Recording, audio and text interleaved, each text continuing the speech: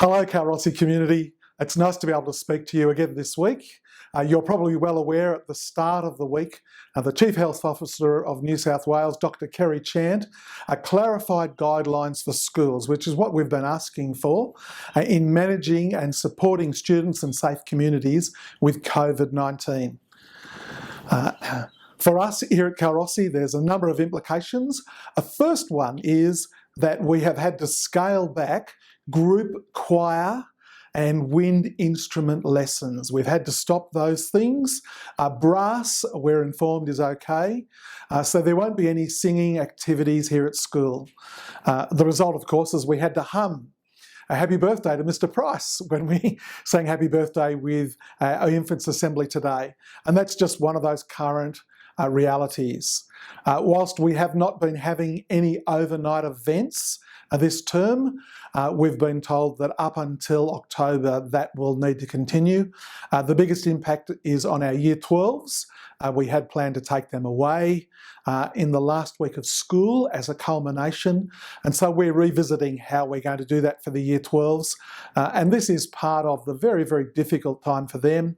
They're doing their trial HSC at the moment.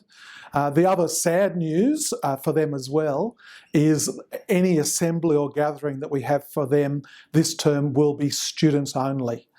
Because another one of the implications from the advice from the Chief Health Officer, particularly given the situation in Victoria and Sydney, is adults, parents, people not involved in teaching and learning don't come onto the campus, either of our campuses, and that we would be asking parents only to come to the office. Should there be reason for you to speak to a member of staff on site, we'd ask that you make appointments, go through our reception areas. As I've said, expeditions are off already. Our graduation for Year 12s now, we'll have to think through how we do that, whether we go onto the oval and do it outdoors, how many students we can involve. But please be reassured, particularly parents of Year 12, we're doing everything we can to make the time memorable for the students, knowing that we have postponed the valedictory dinner dance through to the 20th of November. And we're hopeful that in Term 4, we'll be able to follow the rules of the time and have a worthy event honouring the Year 12 students and their wonderful 13 years at school. The big news for us all is that we need to continue to do our daily health checks, and if children are not well, if they have coughs, cold and flu symptoms, runny nose, sore throat, children and staff do need to stay at home. We're recommending as a school that you get a COVID test. The respiratory clinic on Gunniganoo Road is operating. It's very simply, there's online or phone booking, operating Monday to Friday. It's a 10-minute exercise, and it gives that assurance that none of us have COVID. Normally you get a text message the next day, and we've had a number of staff go through the same thing. We need to do that to protect each other, and that's the advice from the Premier and the Chief Health Officer. Again, if someone's still sick with those symptoms, we say don't come back to school. We don't want to then have 20 other people only with a sore throat, a cough or whatever it is.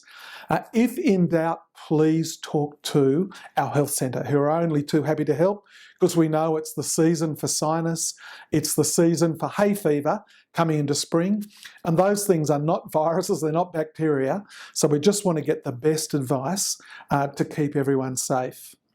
Now, the last thing I want to mention, and there's still a lot of uncertainty about this, but I want to mention community sport and school sport.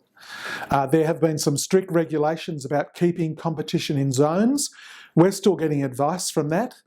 We've had advice that the Northwest region is one region, and so therefore the potential to conduct sport is okay. But we're just balancing all that advice before we make a decision. Other questions have been given to me about what about outside tutors, people who come into the school. Please be reassured we're being very, very careful with contractors who are being kept separate from school staff. We're also, in terms of school tours, saying that people that come to us don't have any contact with children here at school. So we're doing everything we can. I call it a safe bubble. We're trying to work with our year groups to keep them as much as possible where we can separate. And of course, our thoughts and prayers go to our year 12s at the moment. They're doing their trials. They'll come back for that 3-week burst to finish off their time. And we're looking to make events memorable for them. It doesn't look as if we're able to do our school athletics carnival, but certainly we'll give information to parents and students as soon as we know more. This has been a hard time, and I know the most difficult thing is kids missing school because they're not well, even for a day or two. But we would ask you please to cooperate with us, because when we work together, we end up being safe and secure as a result. So thank you to the Calrossy community, and yeah, keep well, keep healthy, keep up all those good habits of washing hands, coughing into sleeves, all those sorts of things, and please be reassured that we are doing the right thing with sanitisers, cleaning school facilities, and doing all we can for the safest learning environment possible.